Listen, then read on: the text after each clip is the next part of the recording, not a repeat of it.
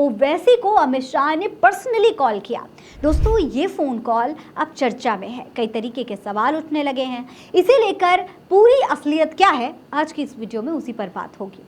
असल में दोस्तों, पहलगाम हमले के बाद भारत ने कई डिप्लोमेटिक कार्रवाइयां करी हैं, जैसे कि सिंधु जल समझौता।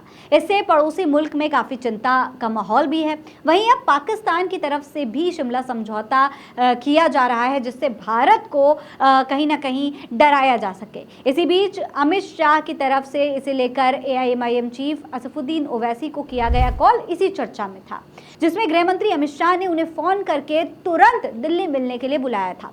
बताया जा रहा है कि पहलगाम हमले को लेकर केंद्र सरकार की तरफ से एक सर्वदलीय बैठक बुलाई गई थी। इसमें पहले छोटे दलों को इनवाइट नहीं किया गया था, AIMIM चीफ को भी इनवाइट नहीं किया गया था, उन्हें कॉल नहीं पहुंची थी। केंद्र सरकार की तरफ से होने वाली इस बैठक में अलग अलग राजनीतिक दल के नेताओं को पहलगाम आतंकी हमले के बारे में जानकारी दी जानी थी और उन सभी की राय ली जानी थी कि आखिर क्या आगे किया जा सकता है, क्या कुछ फैसले हो सकते हैं। रक्षा मंत्री राजनाथ सिंह और गृह मंत्री अमित शाह इस बैठक में तमाम नेताओं को, यानी कि हर दल के नेता को कुछ जानकारी देने वाले थे और साथ में उनकी राय भी लेने वाले थे।